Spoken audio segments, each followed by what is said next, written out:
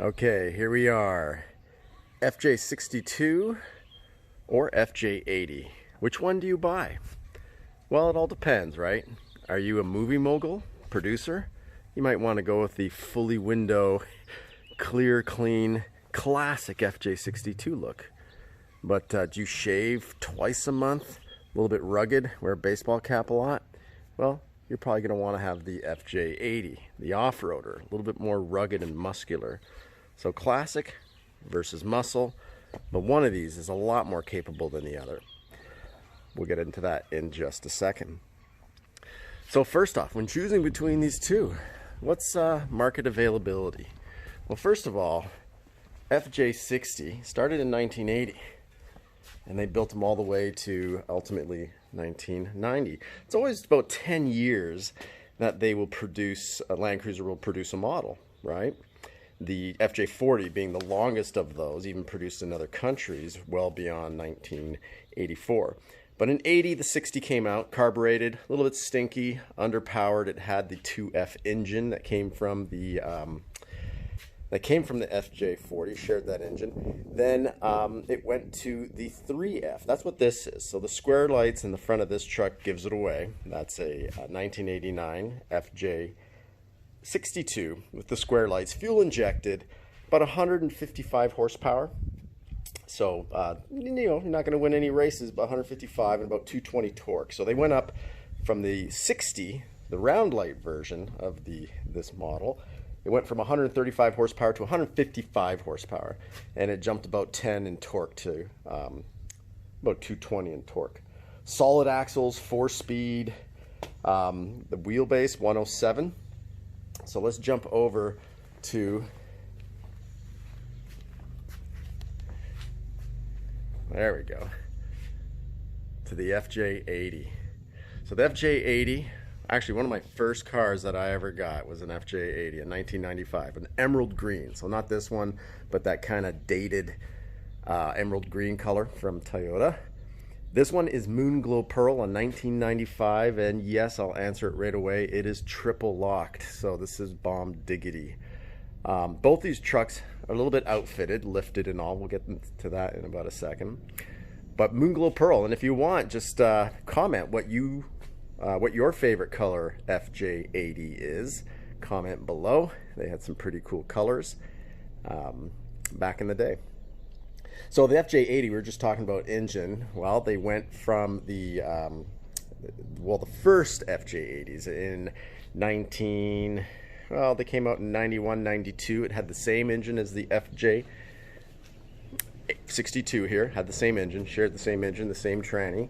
But in 1993, they bumped up to what is the FJZ80, which had the 1FZ engine, which was a 4.5 liter inline six.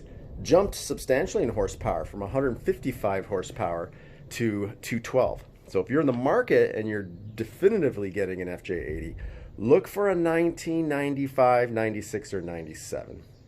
And you can jump over to Lexus if you're getting 96 and 97 up. Personally, me, I prefer the Toyota look versus the cladding and that Lexus look. To me, Toyota's, the Landcruiser holds a little bit more value too, because it's all in the name. So this Landcruiser,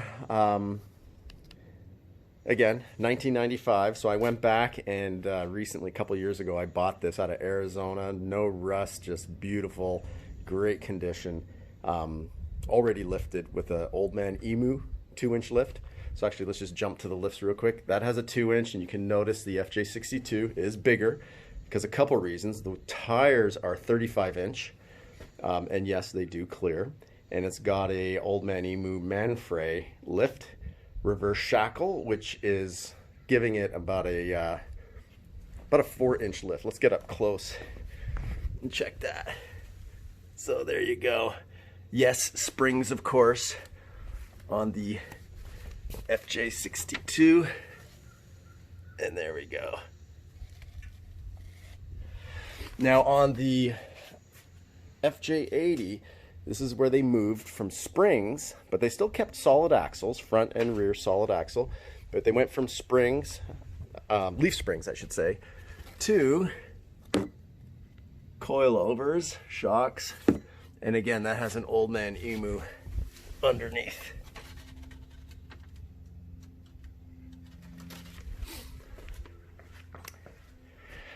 So interestingly enough, on the for as far as 4x4, right? So if you're considering these trucks for doing some 4x4ing, well, the FJ62, it's two-wheel drive, rear wheel, but you can switch into four-wheel drive, and you can lock the center diff, and you got hub lockers. So when we get inside, we'll look at that, but you can lock here.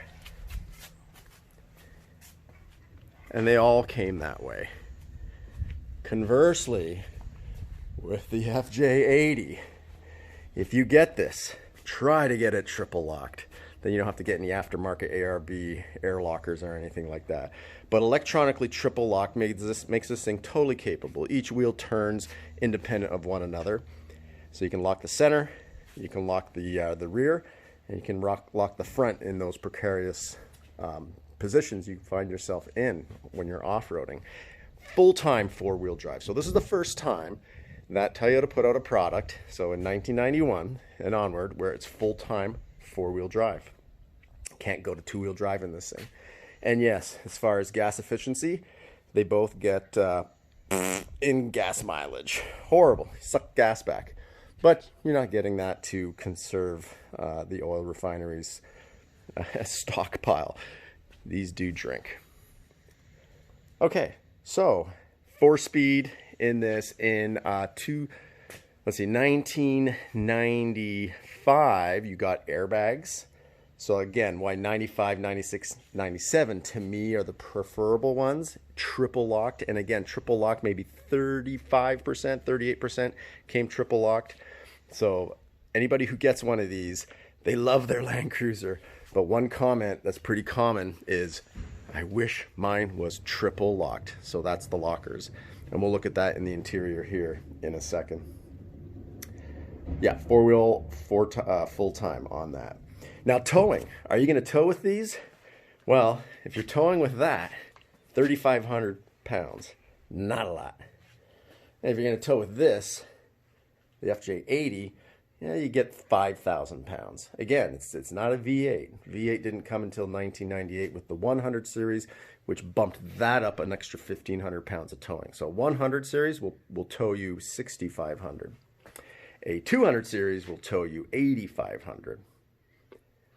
And you know, we can get into this later because I will compare this truck to the 80 to a 100. But the 100, if you have the automatic height control, that limits how much you can tow to about 6,000. And if you don't have the automatic height control, you can tow about 1,500 pounds more in the 100 series, which is a V8. So the V8 gave the Landcruiser the ability to tow more. Oh yeah, just for kicks, I like to name my trucks. So when I bought this one, it had a name already, Otis. So when I bought it in Arizona, the guy said, "Can I take one last picture with my daughters?" You know, he loved this truck. He was sad to see it go, but he just had to do it.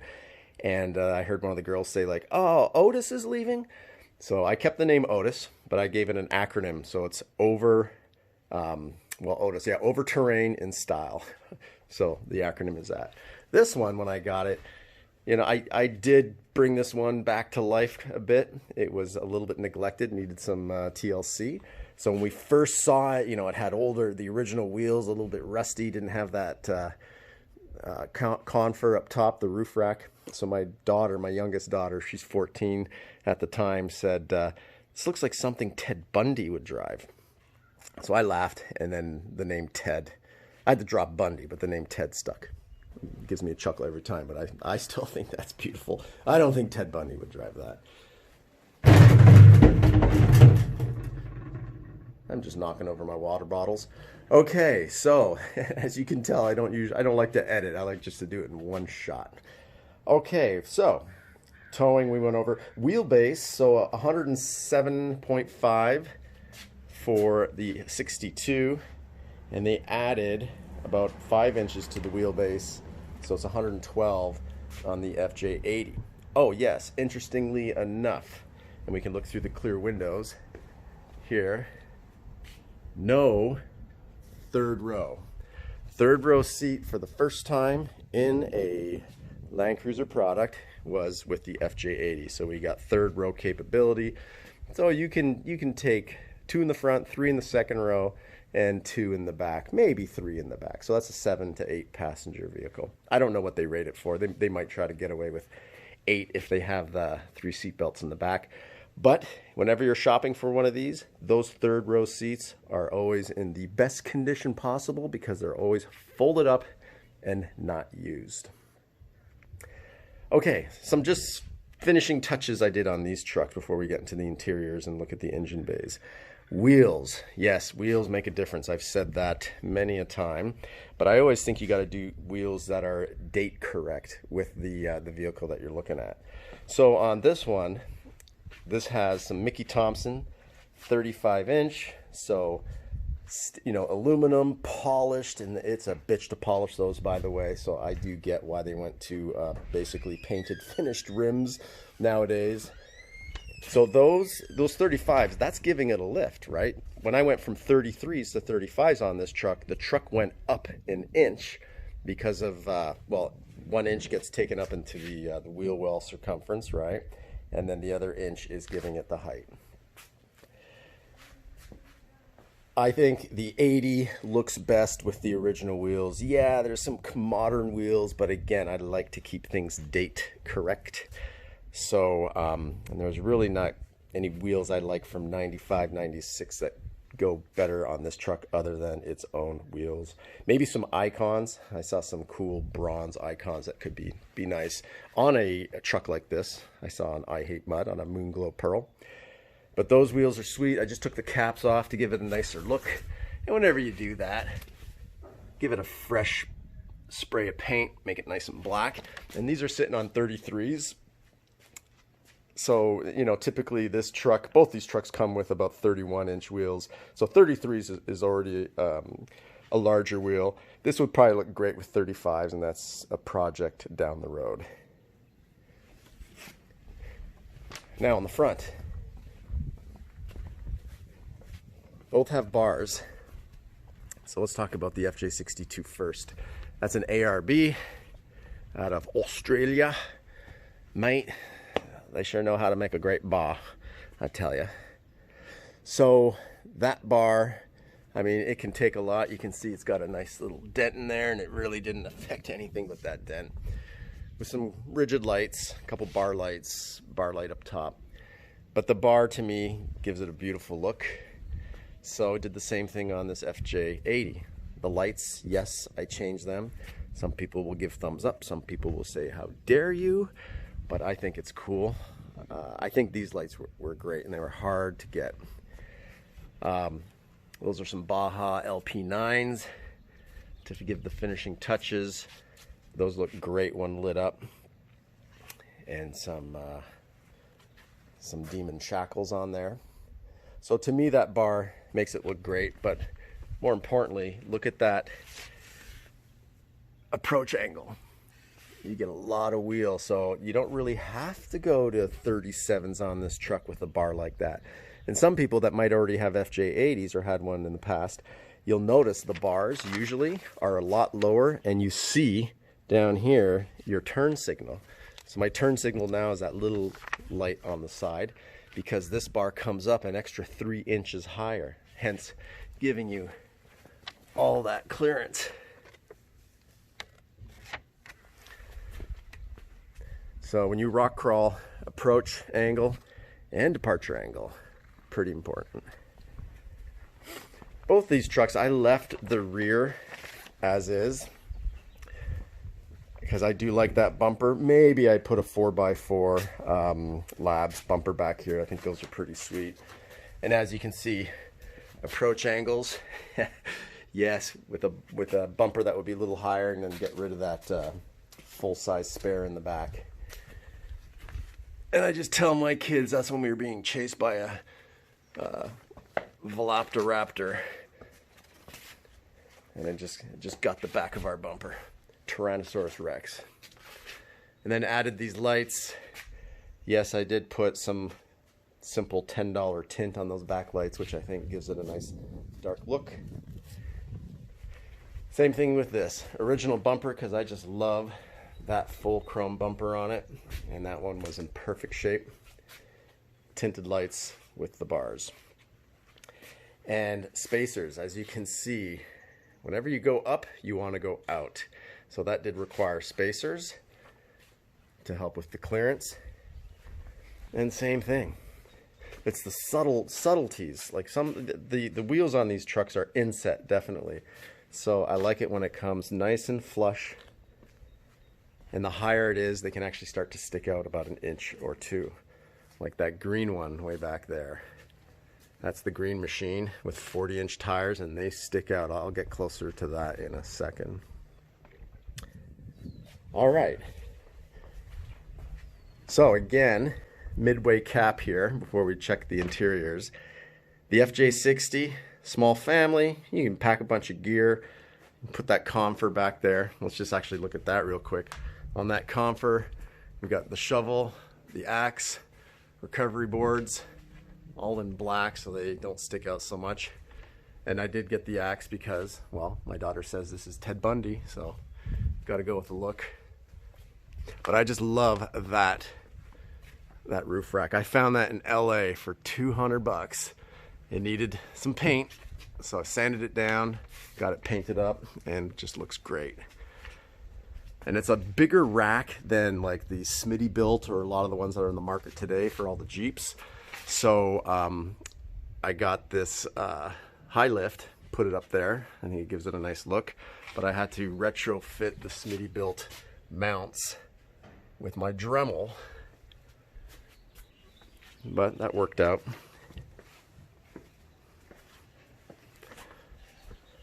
And again, look-wise, the FJ80, it's got that muscular look, right? And yes, there's some tents. I would probably put a tent up here. But as far as putting a old school roof rack like what's on the FJ62, it just wouldn't go in my book. So you can go a little bit more modern, sleek on top of the FJ80. I just left it clean with those bars there. I just like that look so much. And those bars up top, the racks, when you get your FJ80, they're going to be faded out. Take the time to unscrew them, take them, put them out on the yard, spray paint them with some good trim paint, good quality, put them back up, and they're just going to look like new. Movie producer, cool guy, LA, old school, great truck. As your primary driver, hell no, have this as a second or third vehicle, because, you know, if you're driving this on the weekend, you're gonna love it. If you drive it full time, you're gonna hate it. It struggles on the hills and it's just not fast. But on the weekend, nostalgia, going back to yesteryear, that truck just checks all the boxes, puts a big smile on your face, you know, when you're not in a rush. This one, well, it's doable. This is the rock crawler that you don't have to trailer. This one you drive to the trails and go from, you know, pavement to dirt road to rocks.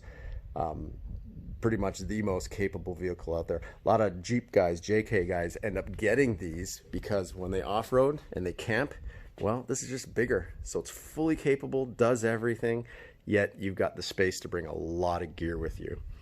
So it's kind of the go-to, and people are discovering that. So these are getting harder and harder to come by. And a lot of them are getting outfitted like this. Oh yeah, one other thing. This one has the sliders. So that's great when you're on the trail, not to damage. And this one does not. But that extra couple inches of height, hopefully, like just look at that clearance underneath. It's just huge. All right, why don't we jump inside, take a look at these interiors. Start with the FJ62.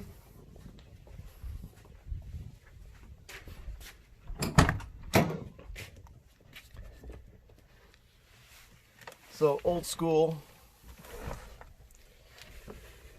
gotta like that. Even has the original deck.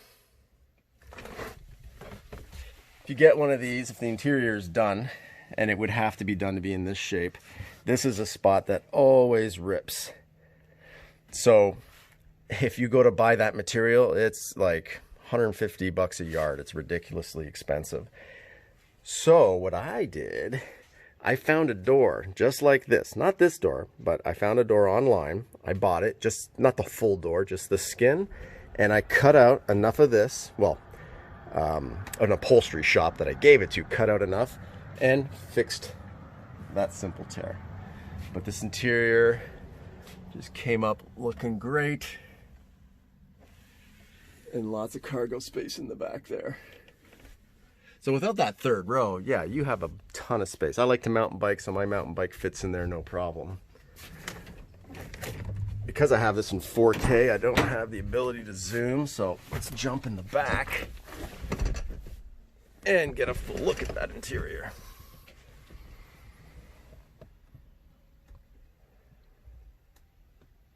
So top left, there's the H4 to go into four-wheel drive, high 4.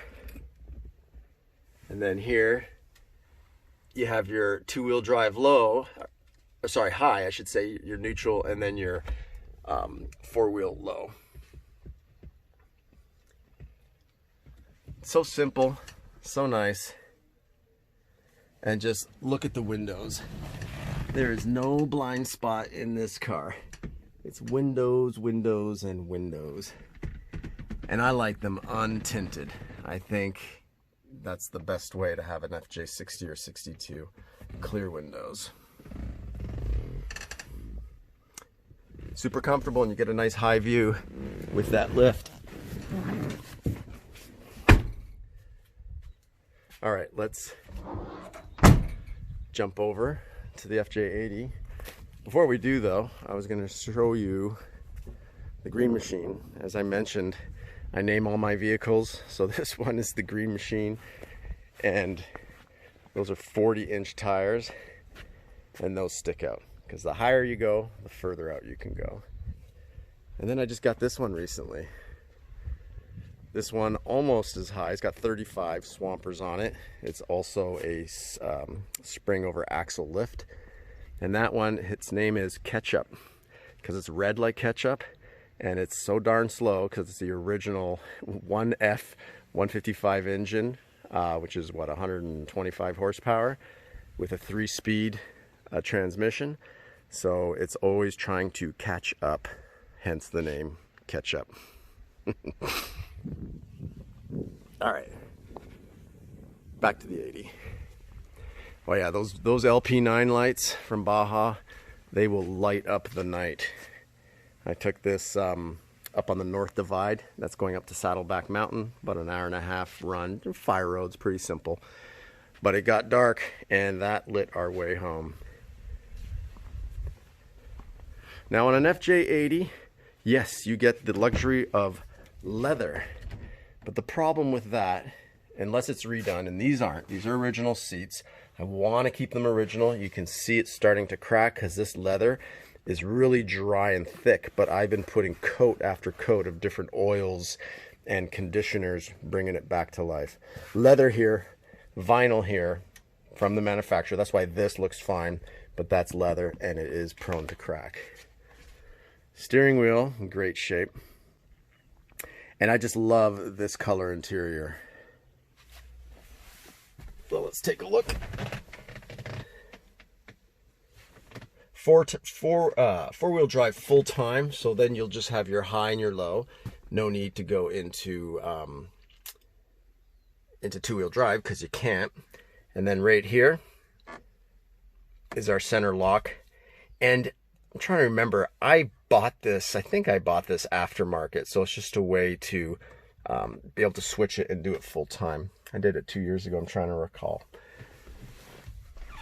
So second row always will be in a lot better shape than your driver's seat, of course. And then the third row back there, I've got the seats folded up. Well, let me get into the back seat so we get a better view of the interior. Oh yeah, this is the button right there. This button here should just get diff lock off and just say go anywhere, anytime. And they could also put their click here to save a Jeep. So that button, that's worth a lot. So yes, pay the premium. If you find FJ80 and it's triple locked, you do want to pay that premium.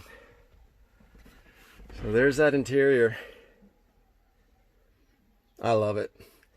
And this truck, you know, I was saying for a daily driver on the 62, do not make the mistake of getting that for a daily driver. Have that as your second, your third, your weekend pleasure car. This one, you can get away as a daily driver. So it's, you know, the V6, very capable, 212. So you got, what, 60 plus more horsepower. Inline six, better designed engine. You just have to, these vehicles have the issue with the head gasket. You do want to change your gaskets, your valve cover and your head gasket on these at about 200,000 miles. This one has 171,000 miles, and I did it anyways. As soon as I bought it, I did about $3,000 worth of engine work, so I would never have to worry. And that badge I added just in case I forgot what vehicle I was driving. I put that there for fun. Sunroof, whereas the FJ62s did not have sunroof. And then, even though they maintained the same kind of design with that long rear window, what they did with the FJ80, it's a sliding window, so that opens up, which was pretty darn cool. So you can slide that open, and then when it came to the 100 series, you can press a button and kind of tilt it open, like a sunroof tilts open. Same thing, the back of this would open up for good airflow. And then in the 100 series, I guess they started cutting corners, saving money. Not the 100, sorry, the 200 series, they cut corners and stopped with the ability to open up that rear window.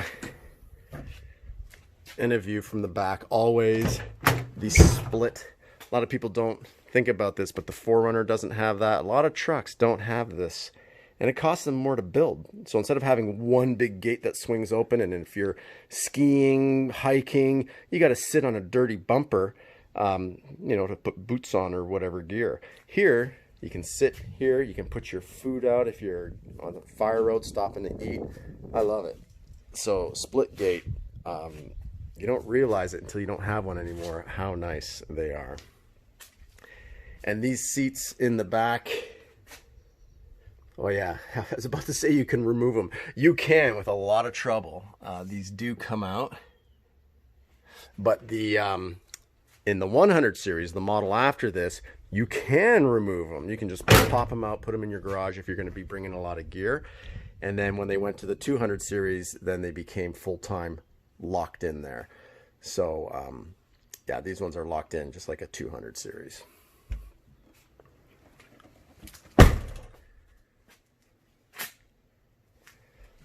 All right, I will just hit pause, and with the magic of video, we'll get both these hoods open here.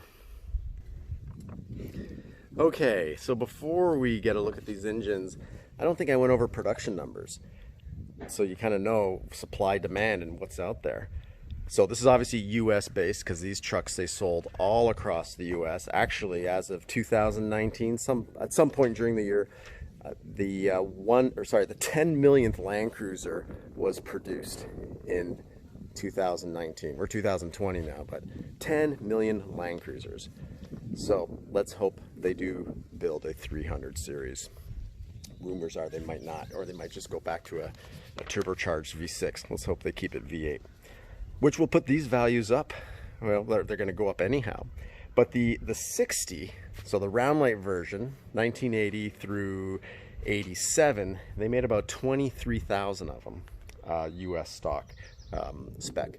And then the 62, which this one is, with the square lights, that's how you tell the difference. Fuel injection too, so better, the major improvement. The 62, they made about 17,000 of them from 88, 89, and then some in 90. And then 91, we went to this one. So all in all, depending if you like a 62 better and you want fuel injection without, you know, the carburetor, you got 17,000 that were produced. You know, how many have rusted out? How many, unfortunately, have been accidented? Who knows? So they're coming far and few between. And this is a go-to look. People love this, and I think it just keeps appreciating with time. Like fine wine, it's just going to keep getting nicer and nicer as it becomes more classic as the years go by. Well, when we went to the 80 series, 91, 92, you know, the lesser desired ones because it shares the same engine as that. But 93, they did go to the 4.5 liter 212 inline six, and it wasn't until 95 that they changed the dash. They did a whole bunch of things inside. You know, so a major facelift was in 95. But in this truck, the 80, they made about 16,000 of the 91, 92 version. And then when you got to 93 up with the FJZ engine, they made 58,000 of them. So in all, 80 series, they made 74. And well, if you want to include the LX, they made about 14,000 LXs in 96 and 97 when Lexus decided to jump into the SUV game, making them a tad bit more luxurious. You know, a little bit different leather. So if you find an LX 450, chances are the leather didn't crack as much as this, but still could have been worn. So yeah, all in all then, that would put us at what, 88,000 80 series if you include the Lexus. And then, just so you know, the 100 series in the Landcruiser version, they made about 80,000, 81, and the same thing with the 100 series. That's the 98 through 2007.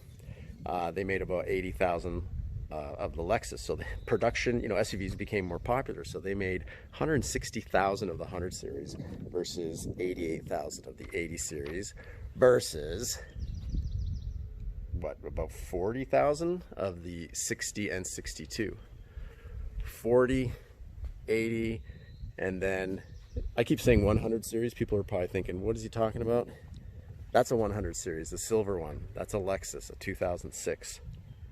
I have a whole other video about that. So just, if you subscribe to my channel, look at the 470 versus Landcruiser. I have a 470 versus a 570. Soon I'll have a 100 versus a 200, which are the Landcruisers. So comparison videos.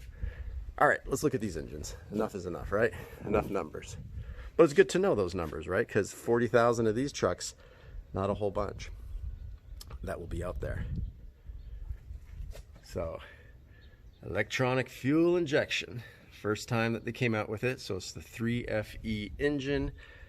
Yes, a California truck, even though it's California truck, it sat around. So I need to give some TLC to this engine. Maybe take that off and respray it and do some cleaning. But bottom line is, I brought this to a dealership, Toyota dealership, and they were, you know, not only drooling over this truck, but they said the engine is just amazing. It's performing, no leaks, no problems, no issues. And this has 160,000 miles on it for a 1989. Pretty low miles. All right. This is the 24 valve, 212 horsepower, what is it, the 1FZ engine. As you can see, better maintained than the FJ62, pretty clean. Well, and I did have the head gaskets done and a bunch of work done on this when I first got it. So this is good for the next 120,000 miles easy. And as you know, Land Cruisers are built to last. The FJ62 or 60, you know, those regularly 300,000-400,000 miles. And a lot of them on the market are going to be in the 200, the low twos. So don't be worried about that. Yes, you might have to put a couple thousand into just, you know, getting everything baselined on the engine.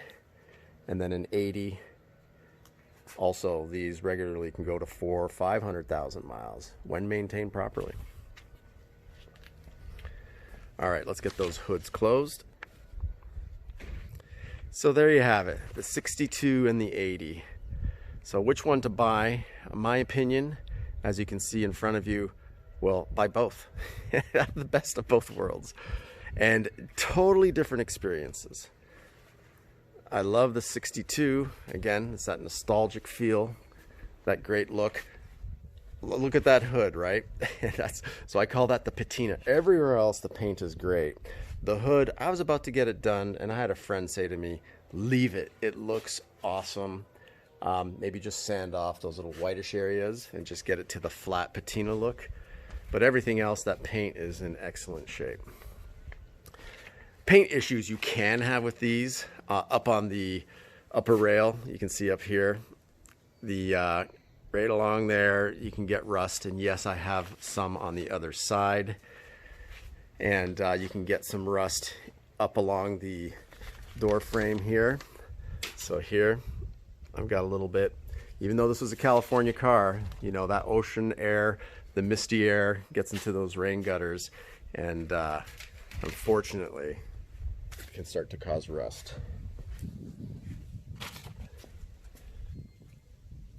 And on the 62, yes, they kept the gutters, but not typical to get rust issues up there. It can happen, you know. And again, these are both West Coast vehicles, so you know, even though West Coast, you know, zero rust on either one, but there was minor surface rust because the 62 spent its life at Cardiff by the Sea, so, you know, near not Escondido, but La Jolla, a little south of that. So, you know, or Oceanside, like that type of area. So ocean air, yeah, cannot be friendly to cars. But overall, chassis and everything are perfect. So another thing to consider when you're shopping for these cars, you know, look up the history, look up the Carfax. You know, these both were, you know, have the VIN numbers that can be looked up on Carfax. So see where it spent its life. You know, don't be shy when you're looking at the car. Get underneath it. Look for everything. Drop the tailgate. Look behind the tailgate, you know, where the rear wheel would kick up any salt or grime. And sometimes you think you're looking at a California truck, but what if it spent its life in Tahoe, where they salt the roads, right? So do your homework, do your research. You know, prices will only go up on these, so I would say the sooner you can get one, if it's on your bucket list, probably the better. But there you go, 62 and the 80. Hope you enjoyed the video. If there's any questions you had that I didn't kind of answer throughout this video, this 35 minutes or so, definitely just make a comment below and subscribe. I'm going to put up other videos. I'm going to compare the 80 right here to a 100. So any people that are trying to decide between those two trucks based on what they plan, what type of activities they plan to do, I'll give a suggestion on that comparison. All right, there we go. And in the background, Ketchup and the Green Machine. If you subscribe, look at the channel. There's a comparison video of those two as well. And also some off-roading videos with the Green Machine, which fully locked, just like Otis here. When you're fully locked, you can go climb anything. You can go to the Rubicon, you can go to Moab, you can go to Cleghorn out here. There's Dishpan out in Big Bear. So check the channel for off-road videos as well and other cool things. All right, thanks for tuning in. Appreciate it. And go get yourself a Landcruiser.